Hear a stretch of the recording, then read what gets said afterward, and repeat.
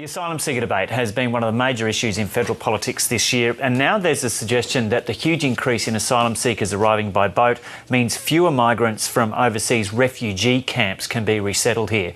Joining me now to discuss that and the rest of the week in politics is Liberal Senator Arthur Sinodinos. Senator Sinodinos, welcome to Weekend Breakfast. Now, we often hear the argument that there is no queue when it comes to asylum seekers, but we've got this story, and it's in The Australian this morning, about the problem of people waiting in these refugee camps and they're basically not getting a look in.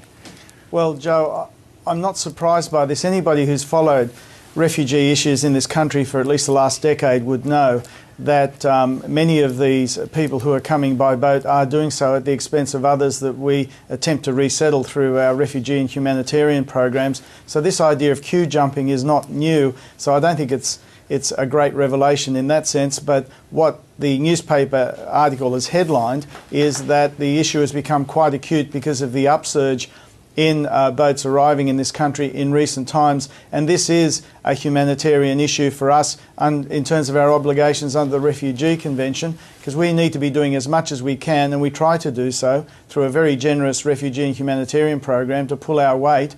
But the program is being skewed by the arrival of the boats, and that's why it's important to have some more orderly processing so we can create equity between those near to us and those who are in those camps waiting to be resettled, often to be reunited with their families. Well, do you accept that the people in these refugee camps who aren't getting a look in now would be getting a look in if you'd agreed to the government's proposal?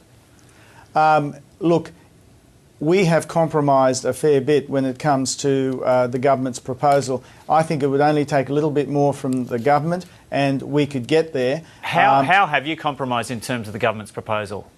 Well, We've said to the government all along that we're prepared to look at offshore processing. We've said to them we're prepared to expedite legislation that can get people into Nauru and all these other places, expedite any other legislation they need. But you haven't compromised from that position of Nauru. Nauru was your position to begin with, and you haven't compromised from that at all. No, and we've said from day one in terms of our approach to this that we were prepared to look at other places, subject to them being signatories to the Refugee Convention as well. Okay, are you comfortable with this turn the boats around policy? Because this week we've heard from former senior defence people that will it puts the naval personnel in a very difficult position. Look, these policies of turning the boats back have worked before, but they are always subject to getting appropriate advice at the time, given the conditions relating to any particular set of circumstances. So you wouldn't be applying this policy, if you like, in a vacuum. You'd be doing it after taking appropriate advice on how to make sure it's done in a way that is safe for the people you're trying to rescue and for the naval personnel who will be doing the actual rescuing. But the people who would be advising you in this situation are telling you right now that it will be dangerous and it shouldn't be done.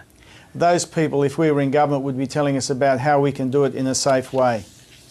But those people who have been in that position before are saying that it's not the way to go. And it has been done before, and it's been done safely before, and it can be done so again. But in a new environment, the suggestion is that it will not be safe at all. Look, that you'd be subject to advice, but my belief is that it can be replicated as a policy in the way it was done in the in the 2000s under the Howard government, and it was able to work. And I think you'd find with a new government that Indonesia would be more prepared to cooperate on this policy, because at the end of the day, the Indonesians will cooperate with whoever is the government of the day. But Tony Abbott didn't even raise this issue when he met with the Indonesian president.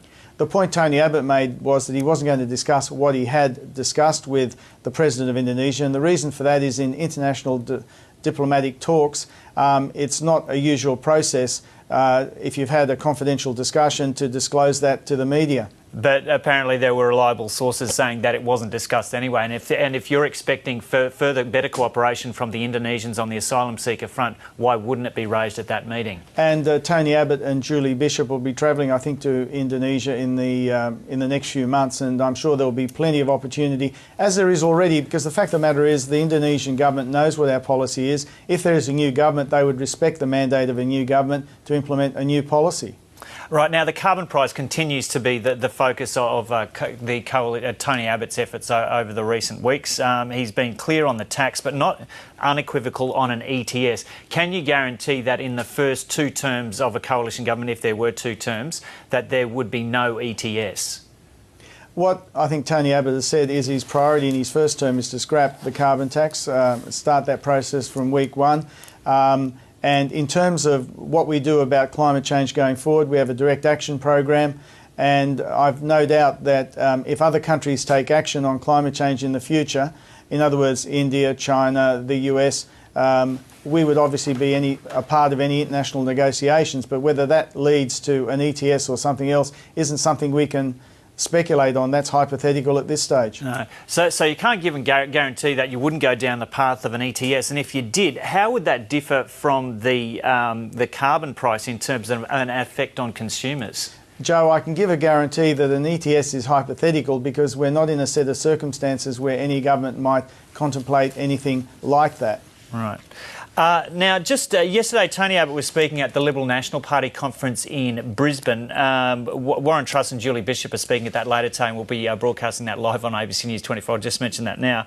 But yesterday, he mentioned he was talking to the party faithful, and he said words to the effect, Gough Whitlam, in his declining years, will be happy to know that there is someone who has finally taken the mantle of Australia's worst Prime Minister. You worked alongside John Howard for a number of years. Is that really something that we should be hearing from someone who could well be Australia's next Prime Minister? Look, there's a lot of argy-bargy in politics, but at the moment you'd have to say this government in Canberra is so on the nose that there'd be many Australians who think or would believe it's the worst government they've experienced. I went through the Whitlam period and things were pretty chaotic then, but this lot have done their best to present an even more chaotic picture. But talking in those terms about a man who is extremely frail and 96 years old, is that really, and you having worked with John Howard for a number of years, is that the sort of thing that John Howard would have said? I don't think Gough Whitlam's going to have a heart attack induced by a political attack from a Liberal leader of this type. Gough is still, as I understand it, pretty well mentally. He can look after himself. I don't think he's going to be surprised by political attacks from the other side of politics on his own side. OK, well, the Greens-Labor relationship is deteriorating rapidly. That's happened over the past week in terms of this preferences. We've got the New South Wales Labor Party conference today. Have you been surprised at the vitriol between Labor and the Greens over this? No, I haven't been, because there'll be many of the Labor Party who are frustrated that having given away a lot to the Greens, including on the carbon tax, having broken their own promise at the election, given the Greens the carbon tax, for which they, the Labor Party, are getting all the opprobrium. They feel they're getting nothing in return from the Greens, and the Greens adopt this very superior moral stance towards other politicians.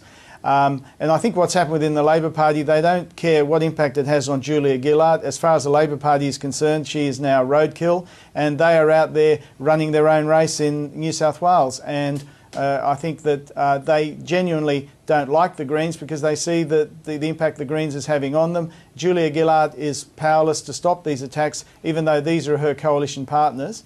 The fact of the matter is, though, at the end of the day, the Labor Party will not give up on the option of chasing Green preferences, because as much as they hate the Greens, they seem to hate us even more. So they'll do whatever they can to try and crimp us. But the fact of the matter is their own working class constituency now, in bigger numbers, is voting for us than it is for the Labor Party.